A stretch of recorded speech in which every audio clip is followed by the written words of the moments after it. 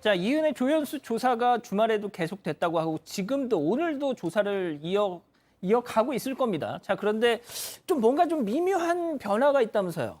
네, 이은혜가 입을 열지 않았었는데 입을 열기 시작을 했다고 합니다. 다만 이제 여전히 혐의를 부인하고 있는 걸로 알려졌는데요. 윤상엽 씨를 살해하지 않았고 살해를 시도한 적도 없다. 이런 취지로 이야기를 하고 있는 겁니다. 또 이은혜는 현재 국선 변호인의 도움을 거부하고 있는 걸로 전해졌는데요. 사선 변호인을 선임하고 싶다고 가족한테 요청한 상태입니다. 그래서 이제 사선 변호사를 통해서 재판 과정에서도 혐의를 부인할 걸로 이렇게 예측이 되는 상황입니다. 일단 이은혜의 구속 기간은 다음 달 5일까지인데요. 그러니까 이번 한 주가 이들의 살인 고의성을 입증할 중요한 분기점이 될 걸로 보입니다. 자, 처음에는 변호사 없으면 아무 얘기도 않겠다고 해가지고 국선 변호인을 붙여줬더니 이제는 국선 말고 사선을 보내달라. 이거 뭡니까 이거? 일단은 이은혜가 어쨌건 부인을 하건 간에 진술하기 시작했다는 건 이럴 가능성이 제일 많아요. 일단 조금 전에 설명해 주셨던 것처럼 혹여라도 서로 이제 짜고 얘기하지 못하게 분리해서 신문한단 말이죠. 그럼 어떤 이제 걱정이 들기 시작하느냐? 조연수가 이런 말 했으면 어떡하지? 이런 걱정들이 들기 시작해요. 예. 근데 그게 심리적으로 굉장히 이 피고인들 입장에서는 불안해지죠. 뭐 죄수의 딜레마라고 네, 하는 그렇습니다. 예. 그러니까 일단은 본인의 입장 먼저 이렇게 적극적으로 좀 얘기를 하면서 조사에 적극적으로 좀 임하는 게 양형에도 조금 유리할 거라고 판단한 게 아닌가 개인적으로 생각이 좀 들고 그리고 국선 변호인에 대한 신뢰가 거의 없는 것 같아요.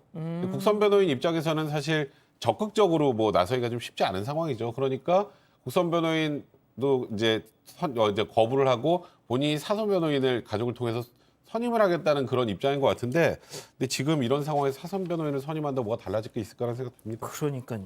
알겠습니다. 그럼 여기서 오늘 두 번째 사건 체크포인트 짚어보죠. 이은혜의 조작 영상입니다.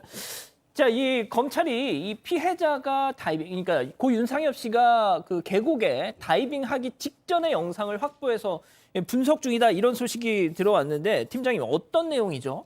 그렇습니다. 검찰이 이제 2019년 6월 30일이죠. 그 영상을 확보를 했는데 21초간 정도를 촬영된 건데 이 영상이 조작됐다고 보는 이유도 있어요. 영상을 보게 되면은 그 조연수 알죠? 공범. 예. 조연수 같은 경우에는 수영복을 입었고 또 공범 용 씨라고 들어봤죠. 예, 그 같은 경우에는 이제 왼쪽 팔에 문신이 많이 있었는데 옷을 입고 있고 또 피해자는 위에 티셔츠를 입고 있어요. 그리고 보시면 알겠지만은 그 피해자 같은 경우에는 다른 사람 서 있고 웃고 떠들었는데 피해자는 건봉한 상태로 예. 이렇게 바위를 짚고 앉아 있고 두 발을 모으고 있잖아요. 예. 저 모습은 전형적으로 겁을 많이 먹었다는 얘기입니다. 예. 그러니까 건봉하는데 자기가 어쩔 수 없이 뛰어내리는 상황까지를 찍었는데 이걸 증거로 만들었지만 실제적으로는 우리가 볼 때는 아 저러면 강요가 됐다구나 무서워했다는 걸 알 수가 있기 때문에 또 그리고 영상에는 또 이은혜 씨로 추정되는 목소리가 웃는 목소리가 나오고 뭐 다른 소리가 나와요. 그러니까 이 이은혜 씨라든가 조연수 이 공범들이 실제적으로는 자기들이 유리한 영상을 만들기 위해서 조작을 했고 또 편집하지 않았나 보고 있는데 전 또 제가 보기엔 어느 정도 복원도 가능하다고 보기 때문에 예. 오히려 본인들이 자기들의 덫에 걸린 게 아닌가 그런 생각이 들고 있습니다. 예. 자, 관련해서 한 전문가도 이 영상 편집이 됐을 가능성이 높다라는 감정 결과를 내놨는데요. 그 얘기는 직접 한번 들어보시죠. 그러니까 뭐 해상도 같은 게 그 어느 정도로 낮춰진 거나요? 가로가 뭐 한 100픽셀, 200픽셀, 세로가 100픽셀, 200픽셀 정도밖에 안 돼요. 아 그렇게 낮나요? 네. 검찰에서 그게 네. 조작되는지 안내를 봐달라고 했어요. 자기네들 이상이 있으니까. 이게 원본 영상 샘플들이 있거든요. 같이 보내준 거에.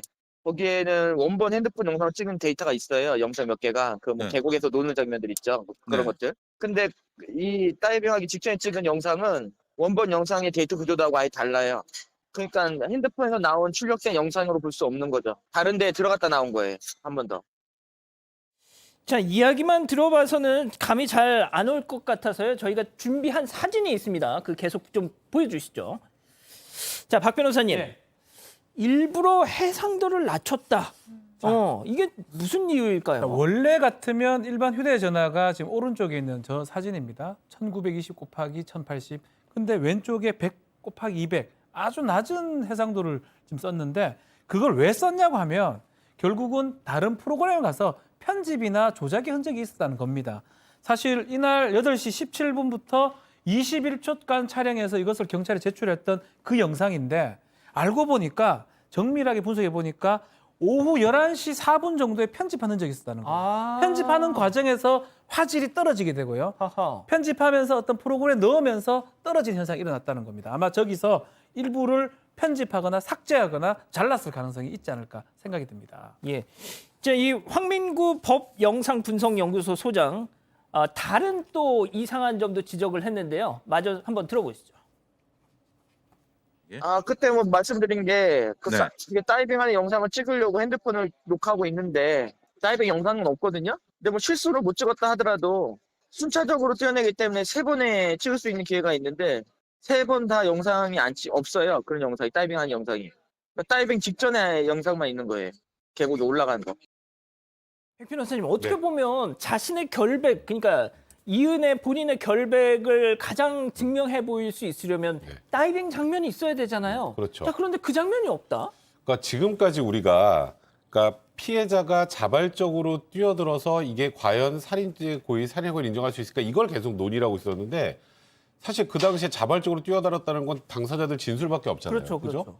근데 그러면 아까 조금 전에 그 흐릿한 영상으로 뛰어들지 못하고 무서워하고 있었던 그 장면만 영상에 지금 남아있는 상황 아니겠습니까? 예. 그럼 실질적으로 이게 정말 자발적으로 뛰어내는 게 맞는지 그리고 이 과정에서 아까 굉장히 흐릿하게 하고 뭔가 이 편집된 흔적이 있다는 건 그 사이에 뭔가 그 고 윤상엽 씨에게 어떤 액션을 뭐 뛰어내리는 걸 강요한다든가 아하. 이런 액션들이 있는 걸 잘라냈을 가능성이 그렇죠, 있어요. 그렇죠. 그러니까 지금 그 부분을 복원한다면 오히려 이게 부작위한 살인죄가 아니라 아예 떠민 강요의 뭐 사실상 밀어서 자기에 의한 살인죄, 그러니까 밀어서 구조하지 않은 건 아예 죄명은 같지만 예. 이 사실 이 범죄 형태 자체가 완전히 달라질 수 있거든요. 그래서 지금 다이빙하는 영상이 나와야 어찌 보면 이들한테 유리하죠. 그러니까요. 스스로 뛰어드는 모습을 나머지 사람도 안 찍었다는 건 사실 납득이 잘 안 된단 말이죠. 그렇죠. 그러니까 이게 진짜 스스로 뛰어든 게 아니라 이렇게 무서워하는 피해자를 떠밀거나 하는 뭔가 다른 액션이 있었던 것이 아닌지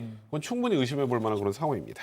자, 그리고 뭐 많이들 보셨겠지만 지난 주말에 그것이 알고 싶다에서 정말 좀 이 사건 관련해서 많이 좀 보도를 했던데 이은혜가 주변에다가 본인의 범행을 막 떠벌리고 다녔다 이런 또 얘기들이 그렇죠. 나왔더라고요. 이은혜의 지인입니다. 이은혜의 지인이 그 이은혜 얘기를 하면서 정말 남편 보험금 때문에 어떻게 했다라는 그런 얘기를 했다라고 하면 엄청 웃었다라고 하는데 이 지인은 어떤 사람이냐면 보고 도크 살인 미수 사건에도 같이 있었던 그런 사람으로 지금 보이는데 이 얘기를 이제 어떤 사람이 듣고 처음에는 말도 안 되는 얘기다 허풍이라고 생각했는데 나중에 이제 일이 일어나고 보도가 되고 나중에 이 정확하게 얘기가 되니까 그때서야 이게 진짜인 줄 알았다라고 합니다. 그래서 이은혜가 얘기하는 거를 또 지인이 얘기했고 그것을 지금 제보자가 전달했던 그런 상황입니다. 자, 그리고 또 이은혜가 윤상엽 씨 장례식에서 했던 그 만행들 그 전원을 들어보니까 정말 경악을 금치 못하겠더라고요. 네, 그렇습니다. 이은혜 씨가 그 남편의 장례식에서 휴대전화 게임을 하고 이제 웃는 모습을 이제 보고서 제보를 하신 거죠. 그래서 이은혜와 여성 2명이 장례식장 바깥에서 웃고 떠들었다, 뭐 이런 전원을 전하기도 했고요. 그리고 이제 그 남편에 대해서 호구다, 뭐 이런 식으로 소개를 하기도 했다고 전했습니다. 그래서 윤 씨가 피부만 스쳐도 경멸했다, 이런 말을 전하기도 했습니다. 그러니까 이은혜가 이제 자기 주변 사람들한테 윤상엽 씨에 대해서 얘는 호구야, 호구. 막 이런 식으로 뒷담을 하고 또 부부인데 부부가 같이 있는데 남편이 이은혜 몸에 이렇게 딱 닿으면 막 소스라치게 막 싫어하는 티를 노골적으로 냈다는 거예요, 지금. 예? 자, 그리고 또 이은혜가 또 어떻게 도주를 했는지도 지금 뭐 조금 드러났죠. 그렇습니다. 그 이은혜하고 조윤수의 도피를 도운 대모 씨라고 있습니다. 그 사람 진술에 의하면은 이은혜하고 조윤수가 강장시장 혹시 아시죠? 가보셨을 거예요. 예. 거기서 육회를 먹었다는 거예요. 그리고 또 거기서 걸어가가지고 안국역까지 갔고 또 그리고 거기서 다른 데까지 갔는데 인사동까지 가서 인사동 아시잖아요. 골동품이 많은데 예. 이렇게 돌아다녔다. 그 종로 쪽으로 돌아다닌 건데 종로 관할하는 게 종로 경찰서가 있긴 있거든요. 경찰서가 근방에 있는데도 불구하고 두 사람이 막 돌아다닌 것에 대해서는 이 범죄를 무서워하지 않는 건지 아니면 다른 생각한 건지 저는 이해가 안 가거든요. 보통 경찰서를 피해 다녀야 되는데 근처인들을 다니면서 먹을 거 먹고 다녔다. 이건 좀 이해가 안 가는 거지만 하여튼 이혜은하고 조인수 씨는 일반인이 생각하고 틀린 정도의 생각을 갖고 있는 사람들이에요. 그리고 또 지금 네. 뭐 그러니까 지금 뭐 인사동에 가고 뭐 광장시장에 가는 뭐 같이 이렇게 어울려서 갔던 그러니까 그 수배 기간 동안에 그 같이 갔었다는 사람 그 배모 씨라는 사람이라던데 그럼 이 사람도 좀 뭐가 있는 거 아니에요 그럼? 네, 이 배 씨 자체는 이제 이은혜와 조연수가 도주 중인 걸 몰랐다 이렇게 몰랐다. 주장을 하고 있는데요. 그런데 배 씨의 친구는 좀 진술이 다릅니다. 배 씨가 이은혜의 도주를 적극적으로 도왔다 이런 취지로 인터뷰를 한 건데요. 어느 정도였냐면 배 씨가 도주 중인 이은혜의 속옷까지 챙겨줬다 이렇게 진술을 하고 있습니다. 그래서 배 씨 친구는 그럼 너가 직접 챙겨주면 되지 않겠냐라고 했더니 배 씨는 그럼 나는 의심사잖아라고 답을 했다고 합니다. 이런 정황들을 봤을 때 정말 몰랐을까라는 생각이 듭니다. 알겠습니다. 계속 뭐 조사 결과가 전해질 텐데 정리를 해드리죠.